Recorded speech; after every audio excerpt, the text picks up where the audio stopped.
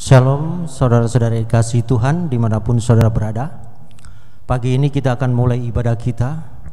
Kita akan naikkan satu pujian, Yesus kau sungguh baik.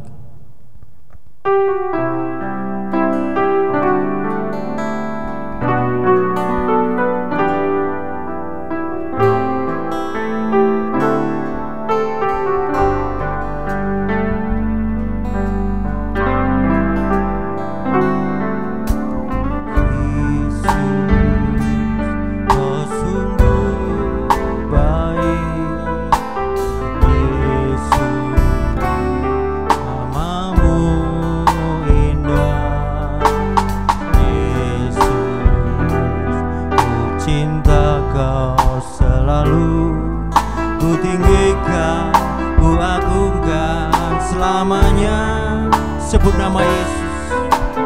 Yesus, kau sungguh baik. Yesus, namamu indah. Yesus, ku cinta kau selalu. Ku tinggikan, ku agungkan selamanya. Ku mau mengujimu, ku selalu pujimu, ku mau menyembahmu, ku selalu sembahmu. Kau yang layak terima semua pujian, kemuliaan hanya bagi Tuhan. Yesus kau sungguh baik.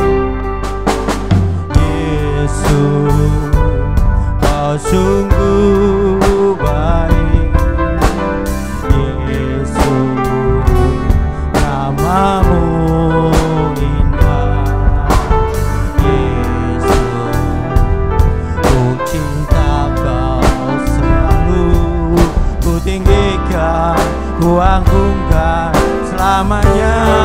Ku mau memuji, ku mau memujimu, ku selalu pujimu, ku mau menyembahmu, ku selalu sembahmu.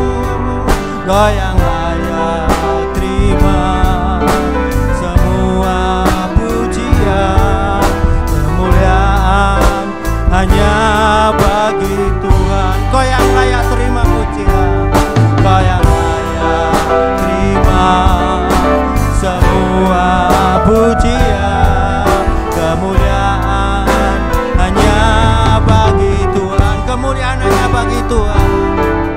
Kemuliaan hanya bagi Tuhan.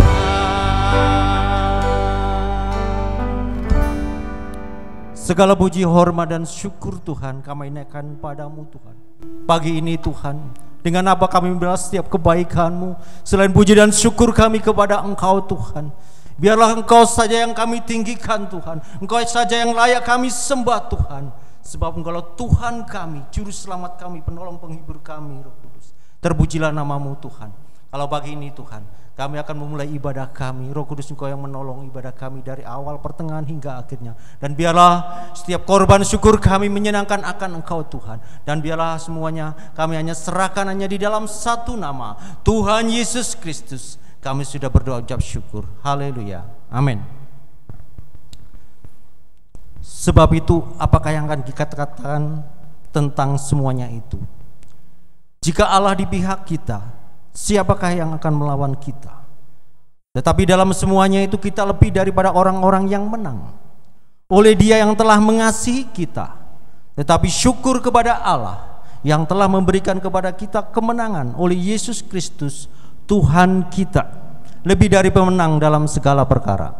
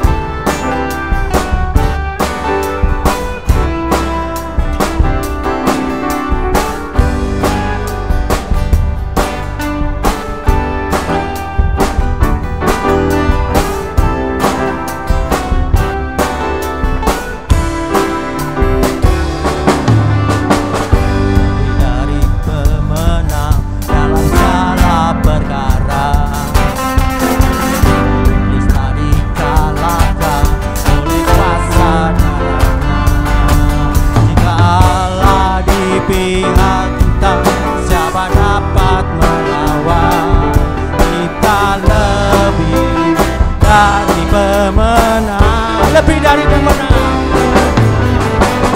lebih dari pemenang dalam segala perkara. Iblis telah dikalahkan oleh kuasa darahnya. Jika Allah di pihak kita, siapa dapat melawan? Kita lebih dari pemenang. Haleluya, haleluya. Kibarkanlah panjinya, Yesus Raja segala raja. Haleluya, haleluya.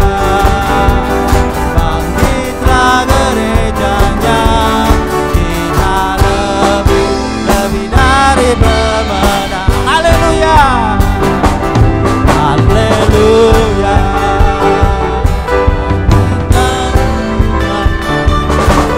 Yesus Raja segala raja. Haleluya, haleluya. Bangkitlah gerejanya, kita lebih dari pemenang, lebih dari pemenang, lebih dari pemenang dalam segala perkara. Iblis telah dikalahkan oleh kuasa darahnya. Di pihak kita, siapa dapat melawan? Kita lebih dari pemenang. Haleluya, haleluya. Kibarkanlah panjinya, Yesus Raja segala raja. Haleluya. Bangkitlah gerejanya, kita lebih dari pemenang. Haleluya, haleluya. Kibarkanlah panjinya, Yesus Raja segala raja. Haleluya, haleluya. Bangkitlah gerejanya, kita lebih dari pemenang. Kita lebih dari pemenang, kita lebih dari pemenang. Kita lebih dari pemenang. Mari kita semua umat Tuhan,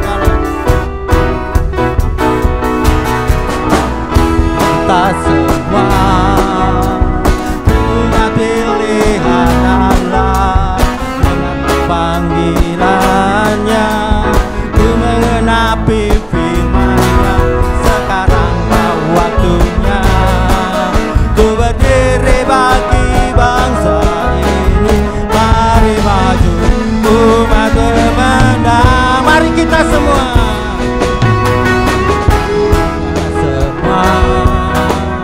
umat pilihan Allah, dengan panggilannya ku menggenapi firman-Nya. Sekarang waktunya ku berdiri bagi bangsa ini. Mari maju umat pemenang. Bukan bangkit, bukan bangkit, nyatakan kemuliaannya. Bukan bangkit, nyatakan kebesarannya. Sampai setiap lutut berteduh, semua lidah mengaku Yesus Kristus Dialah Tuhan, Raja segala raja. Dialah Raja. Bukan bangkit, bukan bangkit, nyatakan kemuliaannya. Bukan bangkit, nyatakan kebesarannya. Sampai setiap lutut berteduh, semua lidah mengaku Yesus Kristus dialah Tuhan, Raja segala raja. Dialah Raja, dialah Tuhan, dialah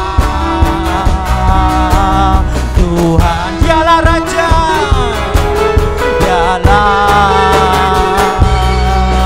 Raja. Saudara-saudara, memang kamu telah dipanggil untuk merdeka. Tetapi janganlah mempergunakan kemerdekaan itu sebagai kesempatan untuk kehidupan dalam dosa. Melainkan layanilah seorang akan yang lain oleh kasih. Berilah kepada Tuhan kemuliaan namanya. Bawalah sesuatu persembahan dan datanglah ke pelatarannya. Tinggikanlah Tuhan Allah kita dan sujudlah menyembah kepada tumpuan kakinya. Kuduslah Dia, Yesus Tuhan yang layak ditinggikan, layak disembah oleh suku-suku bangsa.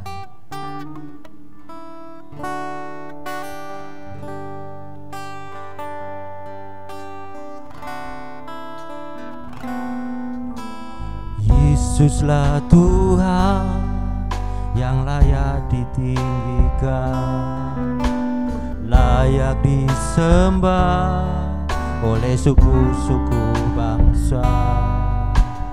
Dengan darah-Mu Kau telah tebus dosaku, genapi Tuhan firman-Mu atas negeriku.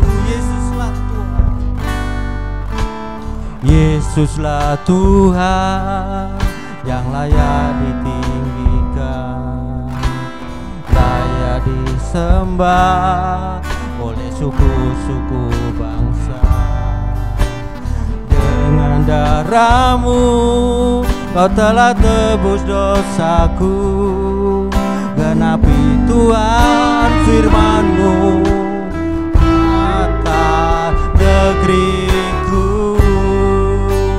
Hatiku rindu lihat kemuliaan-Mu, hatiku rindu melihat curahan kuasa-Mu di tanah tercinta, negeriku Indonesia.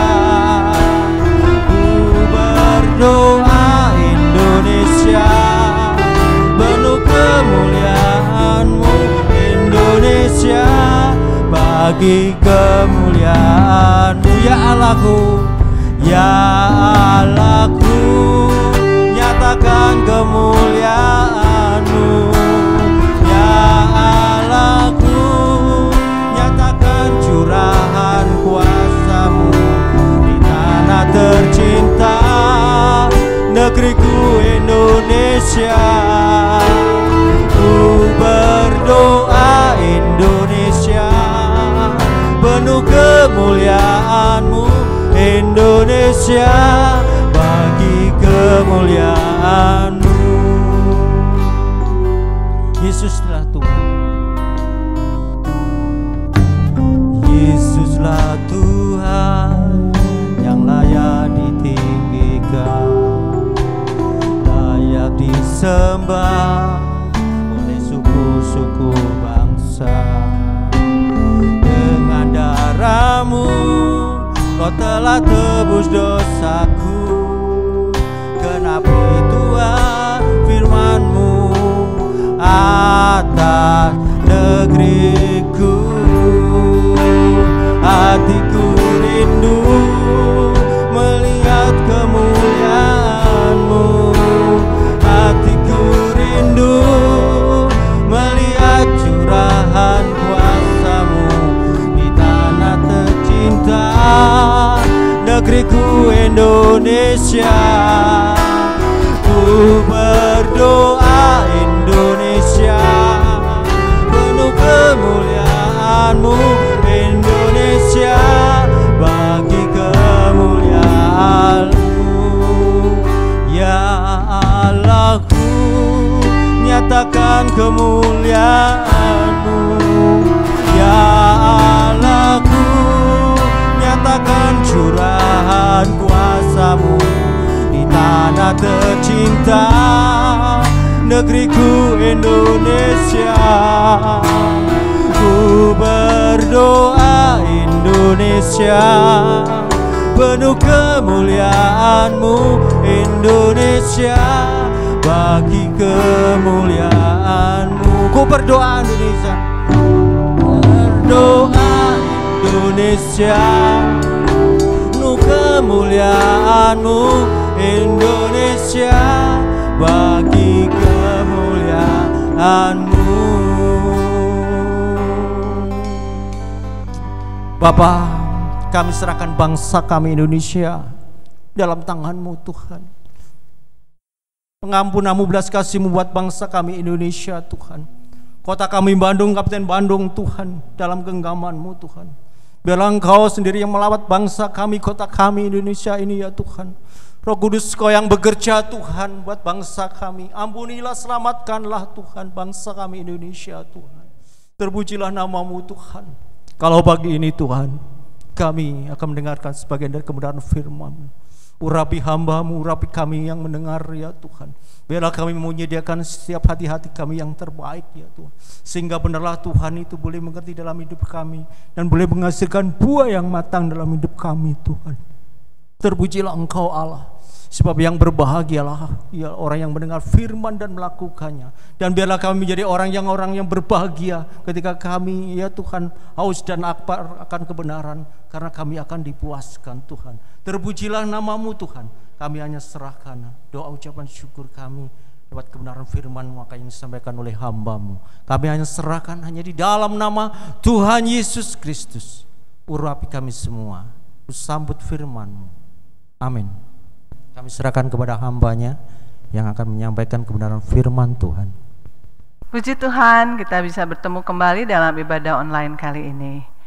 Tentunya ada banyak cerita, ada banyak kisah, ada banyak mungkin juga tangis ya, tekanan dialami oleh beberapa dari saudara. Tapi juga mungkin yang lain mengalami banyak sekali sukacita baru di sepanjang minggu-minggu terakhir ini. Puji Tuhan, haleluya. Rasa cukup, judul yang hari ini kita akan lihat, dan sama-sama kita akan membaca dari 1 Timotius 6 ayat 6 sampai dengan 8. 1, 2, 3.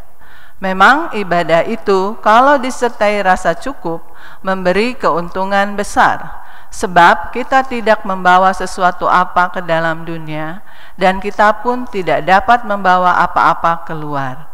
Asal ada makanan dan pakaian, cukuplah. Jadi tentunya kita sudah sering mendengar hal ini dari saya juga. Ayat-ayat yang nanti berikut juga pernah saya sampaikan di waktu yang lalu, tetapi kalau hari ini disampaikan kembali karena memang itu sesuatu yang Tuhan mau supaya itu menjadi pedoman hidup kita. Asal ada makanan dan pakaian cukup, itulah yang akan membuat kita bahagia setiap hari. Apapun yang terjadi ketika saudara mungkin sebagai seorang pengusaha, pedagang, seorang yang mendapat imbalan dari jasa saudara, dan hari-hari terakhir ini atau sepanjang pandemi ini mengalami banyak pasang surut, sepi, orderan dan lain sebagainya, atau saudara yang juga bekerja tidak lagi secara normal, upah juga tidak normal, mungkin ada di antara saudara seperti itu. Tapi juga mungkin ada di antara saudara yang diberkati lebih lagi di sepanjang pandemi ini, harusnya lebih bersukacita ya. Tapi sekalipun apapun yang terjadi, asal ada makanan pakaian cukup, itulah standar minimalis yang akan membuat kita happy setiap harinya ya. Dan kita tidak akan mengalami kehilangan sukacita, rasa syukur. Masa pandemi berkepanjangan yang saya tulis, yang entah kapan berakhir, menimbulkan berbagai masalah di segala sendi kehidupan, dimanapun, di segala waktu, bagi siapapun yang tidak berpedoman pada buku terpenting dalam kehidupan manusia, yaitu firman Tuhan. Jadi kalau saudara rajin pun membaca Alkitab, saudara rajin pun melayani, saudara rajin pun berdoa, tetapi bila firman Tuhan tidak benar-benar dijadikan pedoman hidup, bagi saudara-saudara yang sudah merasakan begitu banyaknya kesulitan di masa pandemi, akan menjadi beban berat di dalam hati saudara, pikiran saudara, kalau saudara memikirkan bagaimana ini, kapan akan berakhir semuanya ini. PPKM yang diperpanjang, mungkin juga akan diperbaharui dan lain sebagainya. Kemarin ini putri kami HP-nya itu rusak berat ya. Jadi dia bermaksud akan mencari informasi lah di pusat pertokoan elektronik di Bandung. Dan ternyata semua gerai-gerai itu tutup hari itu ya. Hanya Pujasera saja beberapa yang buka. Dan mungkin juga di tempat-tempat yang lain. Dapat dibayangkan berapa ribu orang yang hatinya menjadi tidak tahu seperti apa, galau, risau ya. Berapa banyak karyawan, berapa banyak pengusaha yang hatinya menjadi risau karena hal-hal seperti ini. Entah mungkin sudah dibuka kembali kemarin ini ya. Jadi dapat dibayangkan seperti apa kehidupan tanpa kepastian kapan pandemi ini akan berakhir. Buat saudara-saudara yang mengalami kesulitan. Tapi di antara kita juga mungkin ada yang justru panen ya selama pandemi karena usaha-usaha tertentu. Saudara harus bersukacita dan melihat apa kehendak Tuhan bagi saudara. Matius pasal yang ke-6 ayat 33 dan 34 yang sering diulang-ulang. Ini mengapa sering? Karena belum semua rahasia dari ayat-ayat ini menjadi kekayaan kita. Itu sebabnya Tuhan masih berbicara. Mari kita baca lagi bersama-sama. 1, 2, 3. Tetapi carilah dahulu kerajaan Allah dan kebenarannya, maka semuanya itu akan ditambahkan kepadamu. Sebab itu janganlah kamu khawatir akan hari besok, karena hari besok mempunyai kesusahannya sendiri. Kesusahan sehari cukuplah untuk sehari. Ini benar-benar menjadi harus menjadi perjuangan doa kita bersama, baik untuk kita pribadi, baik bagi orang-orang dalam rumah kita, juga orang-orang dalam perusahaan kita, dalam komunitas kita, dalam gereja kita. Pembiasaan saleh dalam hidup sehari-hari, mencari kerajaan Allah dan kebenarannya. Masa pandemi yang kita lewati dengan kekuatan sendiri akan membuat kita bingung, kacau pikiran, dan bisa putus asa. Hati bisa menjadi berontak. Kenapa harus begini? Kita bisa marah kepada setiap keadaan, tetapi kita juga bisa happy dengan semua keadaan. Jika pembiasaan saleh ini yaitu mencari kerajaan Allah dan kebenarannya. Kebenaran firman Tuhan itu bagaikan air. Kalau kita tidak mempunyai pembiasaan saleh, maka kesulitan-kesulitan hidup, hal-hal yang sulit untuk kita terima dengan legowo, dengan rela hati, itu menjadi bagaikan kerikil-kerikil di dalam hati kita. Menjadi bagaikan kotoran-kotoran yang menyumbat rasa sukacita, rasa bahagia, dan akhirnya menyumbat hal-hal yang lain, kesehatan kita, ya, emosi kita, dan lain sebagainya. Itu sebabnya perlu dialiri terus dengan air hidup. Firman Tuhan bagaikan air yang luar biasa, menyejukkan, air yang bisa menghanyutkan semua kotoran, semua hal-hal buruk yang ada dalam pikiran, perasaan, emosi kita. Sehingga tidak akan nyangkut di ujung-ujung hati kita, sudut-sudut pikiran kita, dan membuat pikiran kita jadi ngelantur ke sana kemari dan menjadi bingung. Jadi pembiasaan saleh ini harus terus, bahwa firman Allah itu akan membuat hati kita menjadi lembut, tidak kasar, tidak keras. Kalau orang tidak dialiri air, dehidrasi. Kalau sudah dehidrasi, itu bagaikan tanah yang kering-kering lama-lama retak. Dan kalau sudah dehidrasi, maka orang bisa bingung, menjadi seperti orang yang kebingungan. Hari-hari ini apalagi dengan ada COVID, ketika kami berbicara dengan seseorang di Jawa Tengah, dan orang ini mengetahui sesuatu hal ya, lalu ada yang nelpon ke dia dan kata-katanya tidak baik gitu ya, tidak seperti biasanya. Waktu saya dihubungi oleh adik ipar saya, dikatakan saya nggak heran kalau ada orang seperti itu bicara sama saya, karena di Jawa Tengah ada banyak yang habis COVID itu memang bicaranya melantur, long COVID ya. Oh, dia itu tukang jamu, saudara. Jadi ada banyak orang ke kedai jamunya, terkenal itu ya, lengkap sekali jamunya, dan dia katakan banyak sekali yang datang ke tempat saya itu habis COVID itu ngelantur kata-katanya. Jadi bersyukur buat saudara yang sudah kena COVID dan kita bisa normal saja, sungguh anugerah Tuhan. Buat saudara yang juga merasa mungkin ada kekacauan, datanglah kepada Tuhan, biarkan air sejuk dari Tuhan mengalir. Saudara-saudara yang sehat, tahu saudara seiman kita, tahu anggota keluarga kita yang dimanapun, mari kita alirkan kasih kepada mereka. Saudara sudah belajar bagaimana kalau kita mendoakan seseorang, kita mengangkat tangan kita sebut namanya dalam doa kita. Ketika kita tidak bisa berdoa lagi dan menyanyi lagi dengan bahasa Indonesia, biarkan Roh Kudus yang membantu, sehingga orang yang kita doakan akan merasa dialiri oleh air sejuk dari sorga. Kiranya firman Tuhan menjadi penyejuk buat setiap hati. Saudara yang kecapean karena ada pekerjaan-pekerjaan yang terus dilakukan di laptop, saya sering berkata pada putri-putri kami, kalau bekerja dengan laptop itu harusnya ada pembiasaan baik. Setiap 1 jam itu break, berapa menit pun break, minta cas Tuhan, cas hatiku, cas jiwaku, tolong mataku. Harusnya seperti itu. Setiap 1 jam break lagi, entah berapa menit, berapa detik, kita di refresh ya, baik mata kita juga. Bayangkan saudara itu bukan ikan, tapi saudara kadang-kadang harus seperti ikan yang matanya melotot terus di depan laptop. Kita diberi akal budi, kita diberi kebebasan untuk meminta apapun kepada Tuhan. Tapi berapa banyak di antara kita tidak minta apa-apa untuk Tuhan merefresh baik jiwa kita, emosi kita, mata kita, jari-jari kita, menghirup udara segar ya, tidak melulu di ruangan ber-AC. Dan itu perlu pembiasaan, tidak bisa dikerjakan hanya sekali.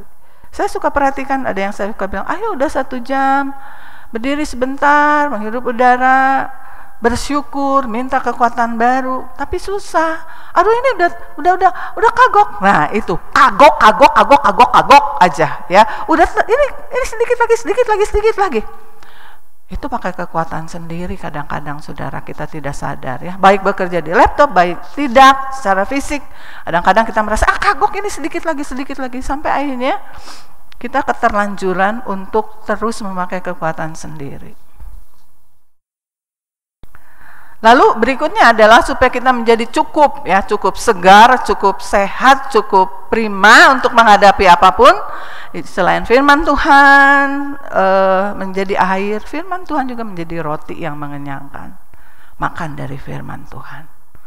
Ada sesuatu yang belum tenang di dalam hatiku, kita gelisah, makan dari firman Tuhan. Makan dari firman Tuhan. Apa maksudnya makan? Aku pegang janji Tuhan ini, terima kasih. Aku sudah mengalaminya, terima kasih.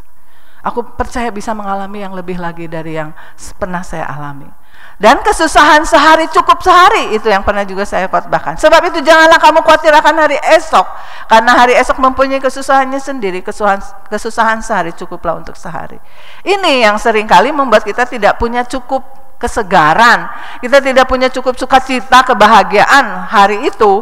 Hanya berhenti di jam 9, habis jam 9 menjadi nggak karuan kesananya. Apalagi saudara yang sudah tertanam di pikirannya, kalau Senin tuh kayaknya ini lemes ya. Orang Sunda bilang mas Senin teh ngahenen hayangna.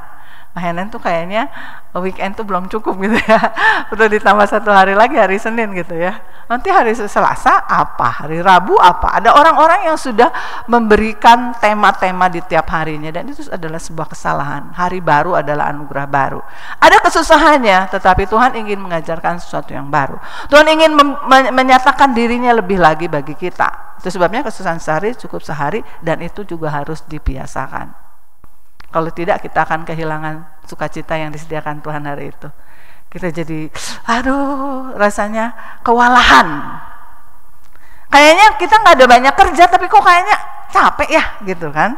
Jadi saudara, kalau kita kesusahan sehari cukup untuk sehari, itu benar-benar cukup untuk sehari saja, supaya sukacita hari itu, berkat hari itu kita nikmati. Ya, seperti apapun keadaan dalam hidup kita, seperti apapun badai yang menerpa, seperti apapun angin puyuh yang sepertinya memutar-mutar kita nggak tahu mau dijatuhkan di mana dengan angin puyuh ini. Tapi kita bisa menikmati. Ada Engkau, dan Engkau cukup bagi aku Yesus. Engkau cukup bagi aku Tuhan, untuk menyelesaikan angin puyuh persoalan hidupku, untuk meneduhkan badai di dalam hidupku, untuk meneduhkan gelombang yang mengamuk, anak panah yang terbang silih berganti, siasat iblis, panah-panah beracun dari iblis yang bisa membuat kita terkapar dalam ketidakberdayaan. Minta Tuhan membuat kita sadar akan kehadiran Allah. Segala sesuatunya bisa berubah begitu luar biasa dari waktu ke waktu. Ada di antara saudara mungkin mengalami bagaimana dalam hidup saudara hari-hari terakhir seperti dibanting ke sana kemari. Harus berjumpa dengan masalah-masalah baru yang tidak terbayang ini akan berakhirnya kapan. Tapi jika izinkan Tuhan menjadi segalanya, masih ada rasa cukup Tuhan. Engkau cukup membuat aku tenang, membuat aku tidak gelisah. Apa kata orang ini mengatakan ini, orang ini mengatakan gini. Kita bawa kepada Tuhan. Tuhan, aku tidak tahu harus pegang orang ini atau apa. Tapi kembali Tuhan, cerahkan hatiku, cerahkan pikiranku, segarkan kekuatanku, dan Tuhan hadir menjamah. Hari itu kita merasakan anugerah baru yang berlimpah. Jadi jangan kehilangan sukacita setiap hari. Kalau kita mengingat seorang, yang ini juga gambarnya sering saya bawa ya, ada beberapa kali, seorang nabi yaitu Elia, yang mengalami banyak sekali hal yang luar biasa dalam pelayanannya. Tapi satu hari oleh pimpinan Tuhan dia berkhotbah kepada seluruh orang Israel dan berkata, karena kalian mendua hati, kalian sudah terlalu berat kepada berhala-berhala kalian, kepada kepentingan diri sendiri kalian, maka mulai saat ini tidak akan turun hujan sampai waktu yang ditentukan.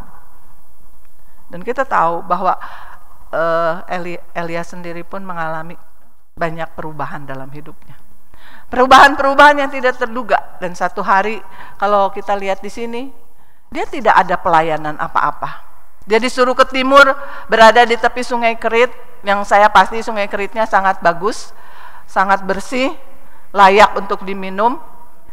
Dan kemudian dia hanya, kata Tuhan, akan ada burung-burung gagak yang mengirim kepadamu roti dan daging setiap pagi dan petang. Jadi Elia tidak punya pelayanan apa-apa di tepi Sungai Kerit ini, entah untuk berapa lama. Alkitab tidak mencatat. Dan dia punya menu bagus ya, roti dan daging dikirim oleh burung-burung gagak. Burung gagak suka daging, burung gagak juga suka roti. Burung gagak burung yang cerdas. Walaupun kadang dalam kecerdasannya dia suka mencuri segala hal dari rumah-rumah penduduk kalau mereka tinggal di kota. Saya pernah menyaksikan di TV bagaimana ada burung-burung gagak yang mencuri gantungan pakaian begitu banyak hanya untuk sebuah tujuan mereka. Mereka mencuri beberapa benda dari rumah-rumah penduduk hanya untuk membuat sebuah sarang yang cukup besar dan lain sebagainya. Tuhan memakai saudara apapun ya untuk maksud dan tujuannya. Bahkan halilintar kata firman Tuhan, kilat itu juga dipakai Tuhan sesuai dengan perintah Tuhan. Jadi apapun bisa dipakai oleh Tuhan. Jadi menunya udah bagus ya, roti, daging, pagi ada, petang ada. Makan cuma 2 kali. Kecuali Elia mau simpan untuk siangnya kali ya, nggak tahu simpan di mana, di tepi sungai Kerit nggak ada wadah mungkin, nggak tahu lah kita ceritanya. Sampai airnya kering, air sungai Kerit pun kering. Dan sesudah kering Tuhan berkata pergi ke Sarfat, dan Elia pun pergi ke Sarfat. Kita sudah tahu ceritanya, di pintu gerbang Sarfat dia melihat seorang perempuan sedang mengambil kayu bakar. Dia mempunyai seorang anak. Dan pada waktu itu pula Elia berkata, berikan aku minum dari kendimu. Dan belum diambilin minum udah bilang lagi, tolong berikan aku roti. Dan kita tahu jawaban dari janda Sarfat, saya tidak punya roti, saya hanya punya tepung, segenggam minyak sedikit dalam buli-buli. Saya akan buat roti bundar untuk saya dan anak saya, lalu kami menunggu mati. Sudah tidak ada bahan makanan.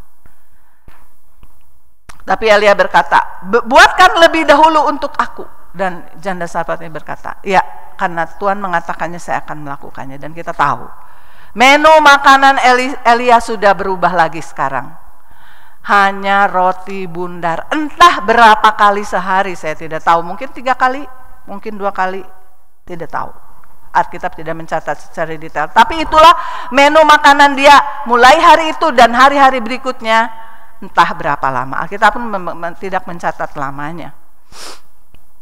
Dan saudara, dalam hidup kita juga kadang-kadang kita harus bersiap untuk setiap perubahan yang bisa terjadi kapanpun, seperti apapun. Pelatihan ini baik sekali untuk membuat kita menjadi orang-orang yang punya adaptasi yang akselerasinya cepat. Jadi begitu harus ketemu hal baru itu kita bisa, ya saya terima Tuhan, ya saya tahu saya bisa kok, Tuhan akan menolong. Kekuatanku tidak mungkin membuat aku bisa, tapi Engkau Tuhan membuat aku bisa. Aku cakap, karena Engkau mengasihi aku akan cakap. Ya, dan kita tahu akhirnya Elia pun mengalami itu tidak ada pelayanan lain di Sarfat, tidak ada tujuan lain, hanya bersama janda dan anaknya ini. Tapi itu belum selesai, nanti kisahnya kita akan tahu berikutnya ya. Dan berikutnya adalah seorang perempuan yang bersedia meninggalkan semuanya, mengikuti mertuanya yang sudah tidak mungkin memberi apa-apa kepadanya. Kita tahu adalah Ruth. Dia meninggalkan tanah kelahirannya, meninggalkan keluarganya.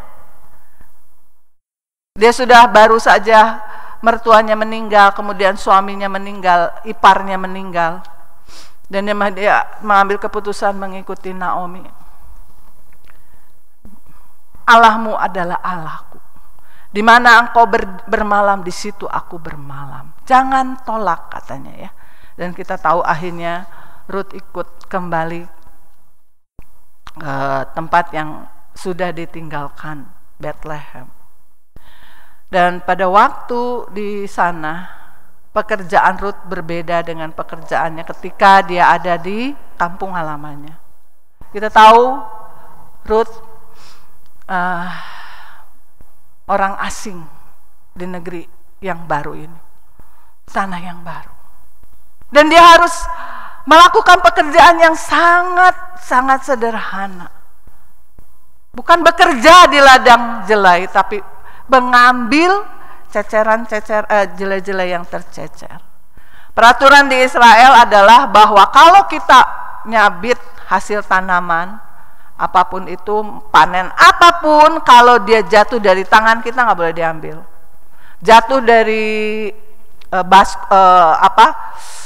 istilahnya apa ya, tempat di mana kita menyimpan panen, kalau dia jatuh juga nggak boleh diambil. Dan ini bagian dari orang asing, yatim piatu, janda-janda, orang-orang yang mungkin lewat ya, orang asing yang lewat dan lain sebagainya.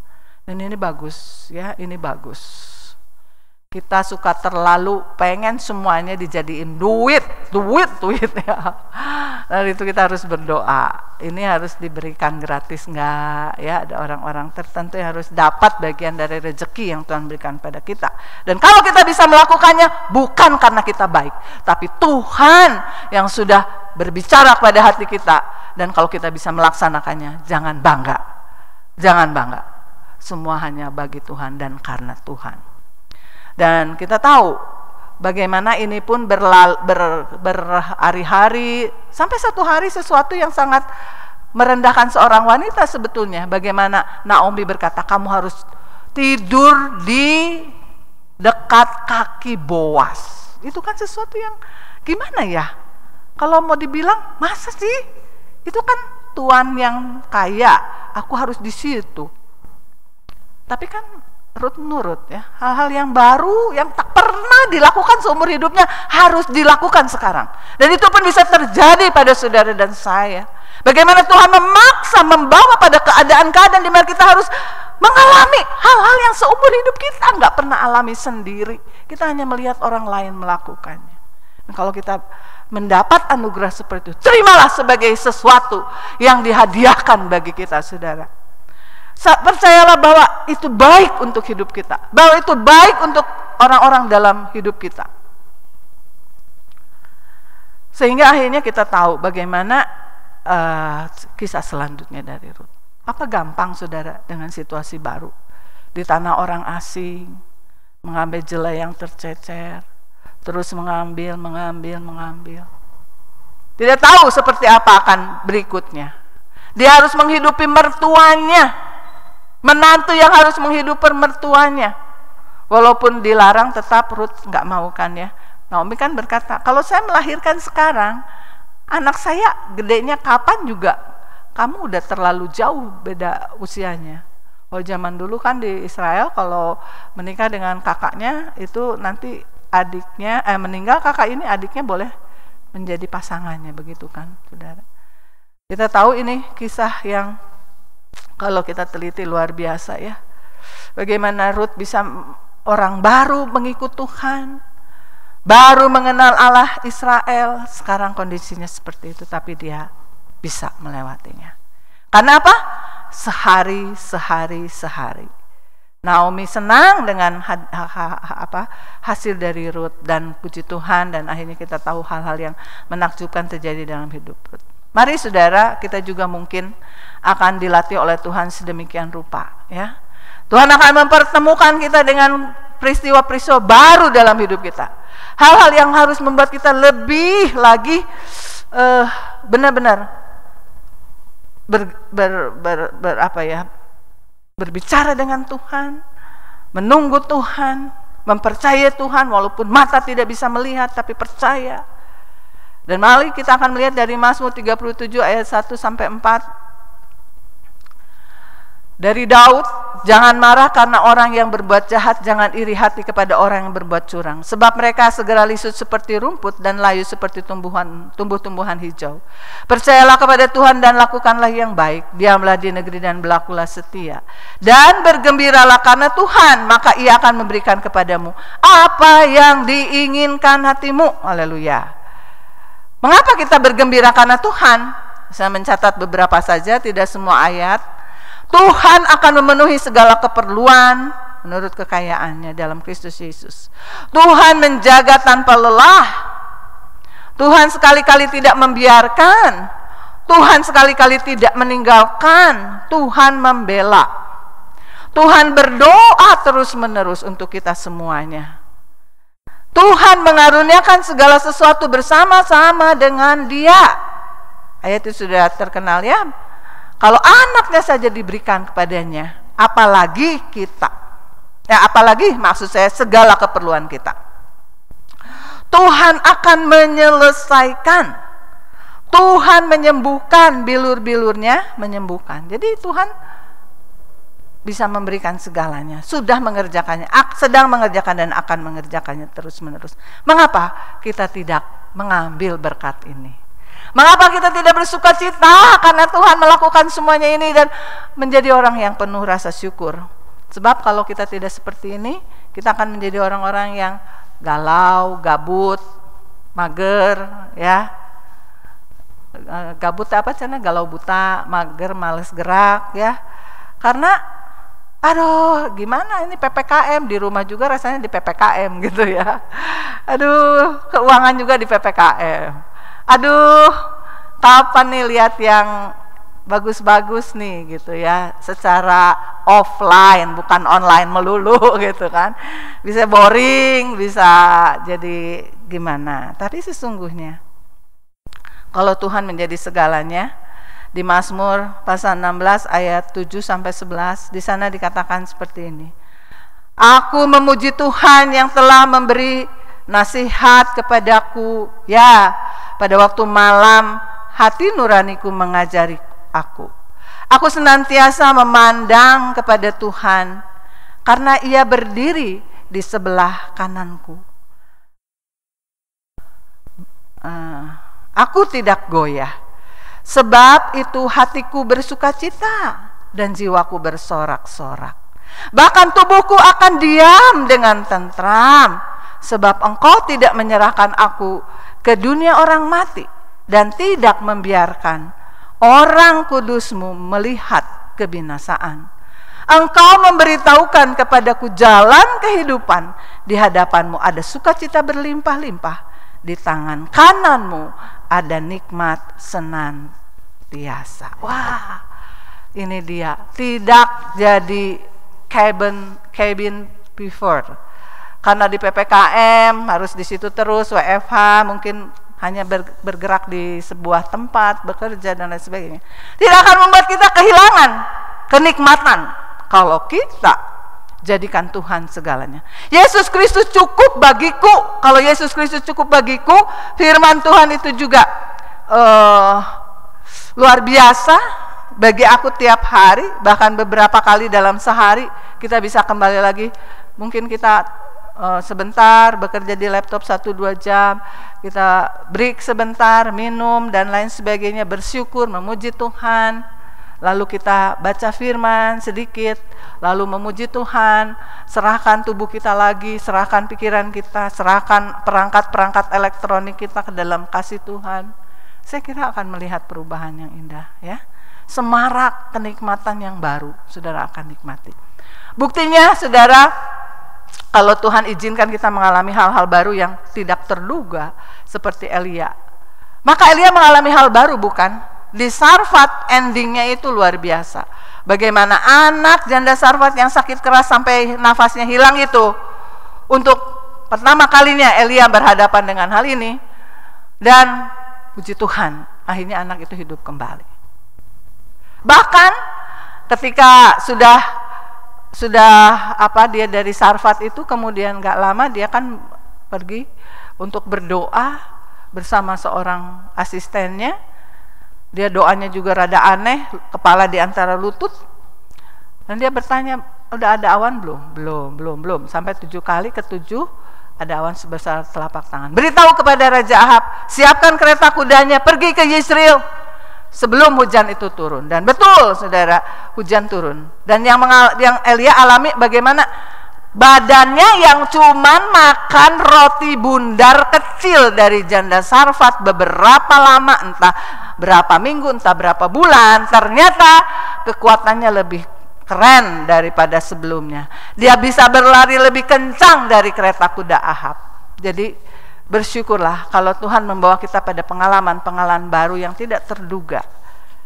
Jangan salahkan siapapun, jangan salahkan apapun, tapi kita datang dan berkata, Tuhan terima kasih, aku mengalami hal ini, pasti ada banyak kebaikan di dalamnya, pasti ada banyak pembelajaran dari Tuhan. Saya bersyukur.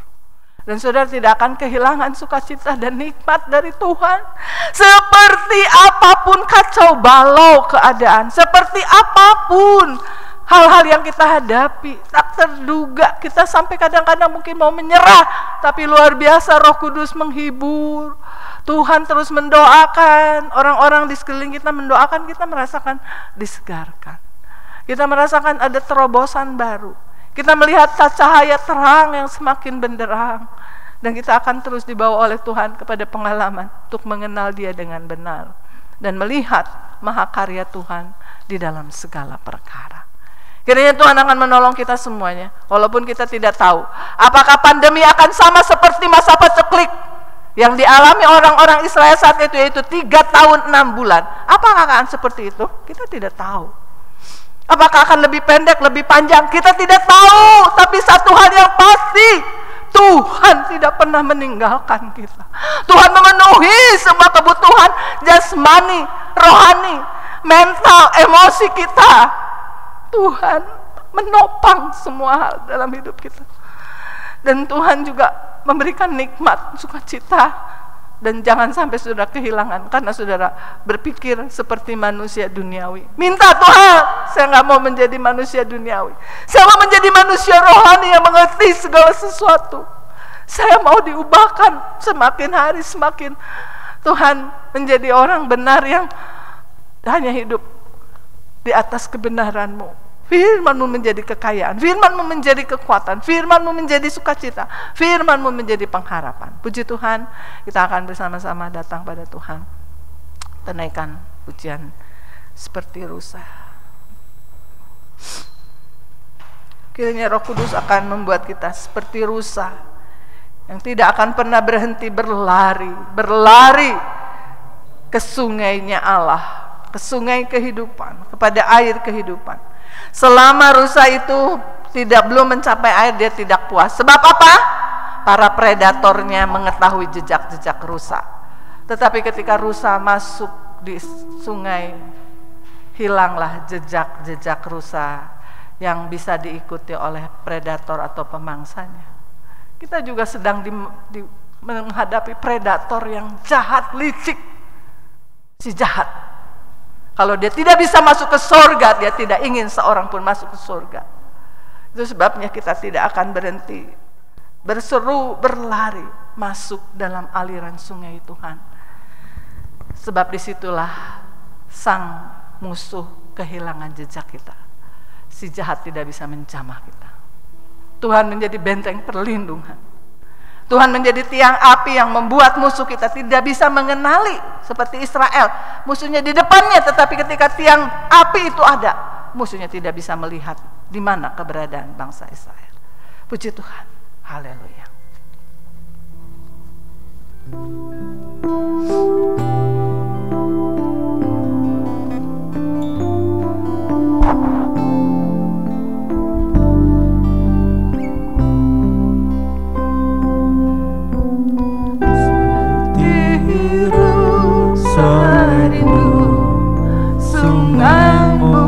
Jiwaku rindu Engkau, Kaulah Tuhan hasrat hatiku, ku rindu menyembah-Mu.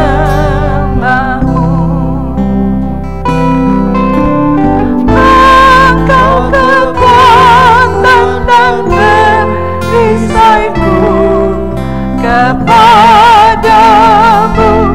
rohku berserah.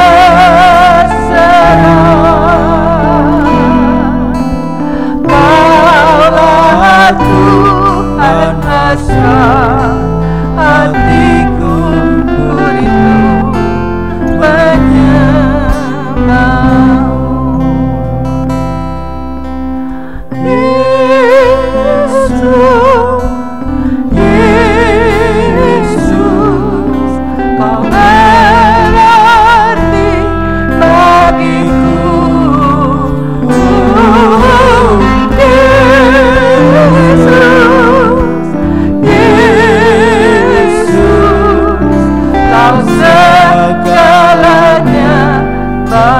Engkau kekuatan, Engkau kekuatan dan perisaiku, kepadamu rohku berserah.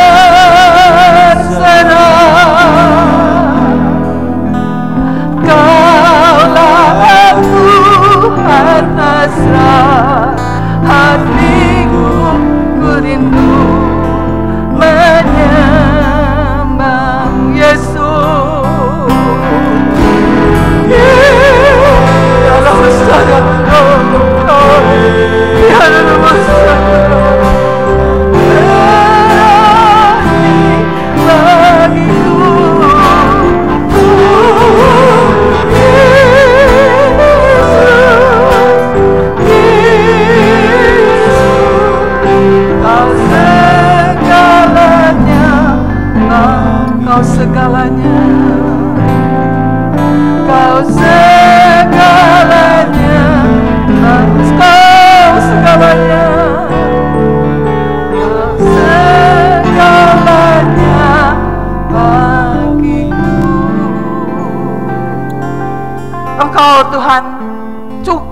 segala hal.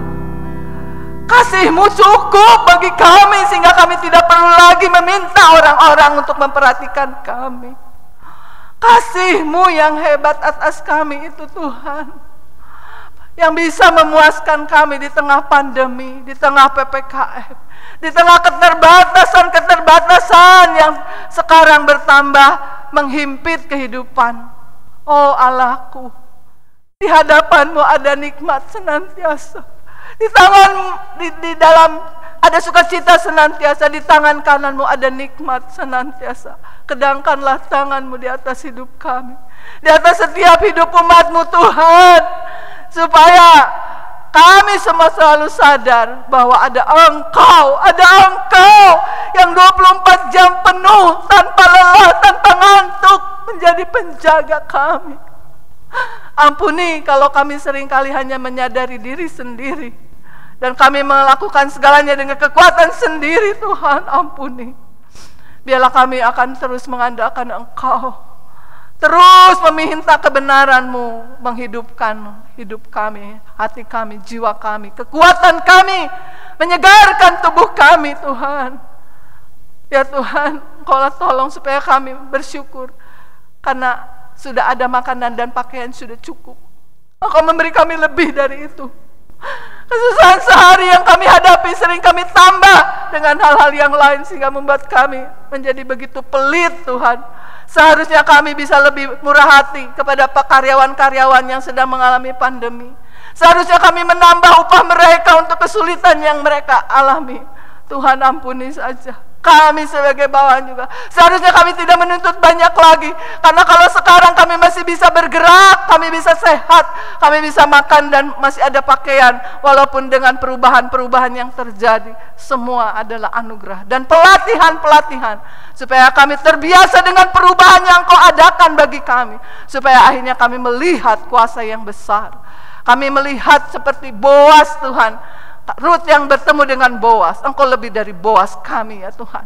Bahkan Ruth bisa masuk dalam silsilah Kristus Yesus, padahal seorang kafir Tuhan, satu suku yang terkutuk karena keturunan dari Lot dengan putri-putri perempuannya. Tetapi oleh anugerah-Mu Tuhan, kami juga sama. Siapa kami?